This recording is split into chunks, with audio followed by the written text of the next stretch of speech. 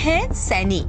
सैनी जाति के लोग शूरसेन के वंशज हैं। शूरसेन एक राजा था और उनकी राजधानी मथुरा में थी। शूरसेन के पुत्र वासुदेव थे, जिनका जिक्र 16 जनपदों में भी होता है।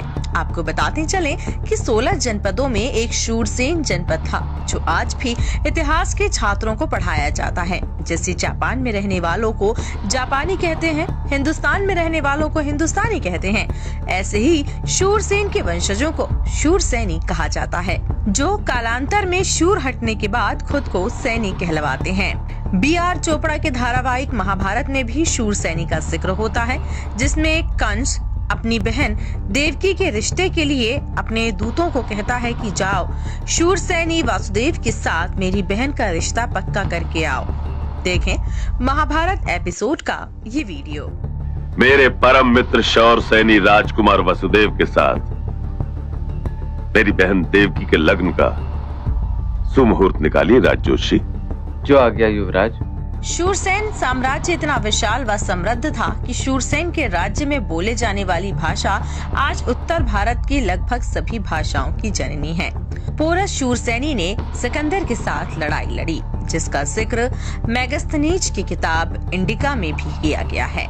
12वीं सदी में तुर्कों के साथ हमले में सैनी समाज का वीर गुरदाना सैनी तुर्कों की 40,000 सेना के साथ लड़ता हुआ शहीद हो जाता है और इस शहादत से खुश होकर राजपूत राजा गुरदान सैनी को राणा की उपाधि भी देते हैं। जब चमकौर के मैदान में गुरु गोविंद सिंह के दो बड़े बेटों जुझार सिंह व अजीत सिंह का अंतिम संस्कार करने के लिए मुगलों की परवाह न करते हुए इस समाज की वीरांगना बीबी शरण कौर सैनी उनका अंतिम संस्कार करती हैं और अंतिम संस्कार करते हुए मुगल सैनिक उसे पकड़ लेते हैं और उसी चिता में उसे धकेल देते हैं। जम्मू के अंदर अरनिया जिले में सुहागपुर नाम की एक रियासत होती थी, जिसका राजा शेर सिंह सैनी था। जब औरंगजेब के सैनिक वहां से गुजरे और गौ माता को अपना भोजन बनाने के लिए मांग की, तो शेर सिंह सैनी ने गौ माता को देने से इनकार कर दिया और गौ माता को बचाने के लिए मुगल सैनिकों से भिड़ गए और शहीद हो गए। आज भी उनका मंदिर सुहागपुर में स्थापित है। आसपास के 100 गांवों से ज्यादा के लोग उन्हें अपना कुल देवता मानते हैं और उनकी पूजा करते हैं। उन्हें वहां पर दाता शेर सिंह भी कहा जाता है। गदर मूवमेंट में लाला हरदयाल सिंह से जुड़कर सैनी समाज के कई क्रांतिकारियों ने अपने प्राण गंवाए हैं, जिनमें से मुख्य नाम शहीद हरनाम सैनी का आता है। हरनाम सैनी पूरी दुनिया में घूमकर क्रांतिकारियों के लिए हथियार व पैसा जमा करते थे। उन्हें लाहौर कॉन्स्पिरेसी केस नंबर 3 में मात्र 22 साल की उम्र में 16 मार्च 1917 को अंग्रेजों ने उन्हें फांसी पर लटका दिया था। कैथल जिले के गांव बर्टा के राम सिंह सैनी भी गदर मूवमेंट के साथ जुड़कर देश को आजाद करवाने की मुहिम में जुड़े थे।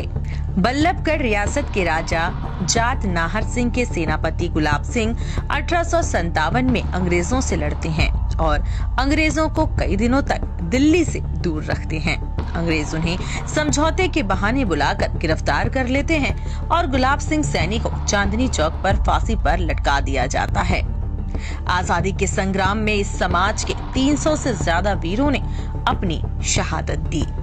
देश की आजादी के बाद भी इस समाज के वीरों से देश की सेवा में कोई कमी नहीं छोड़ी।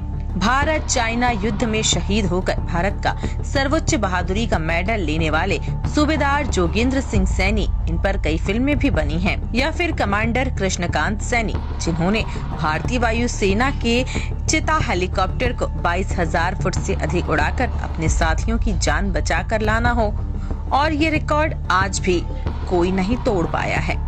भारतीय सेना के पूर्व उपसेनापति S.K. सैनी हो या ब्रिगेडियर विकास सैनी, आज भी समाज के बहादुर अपने देश की रक्षा के लिए लगे हुए हैं। ये विशेष स्टोरी कैसी लगी हमें कमेंट में जरूर बताएं। अगर जानकारी अच्छी लगी तो चैनल को सब्सक्राइब करने के साथ साथ वीडियो को शेयर व लाइक भी करें।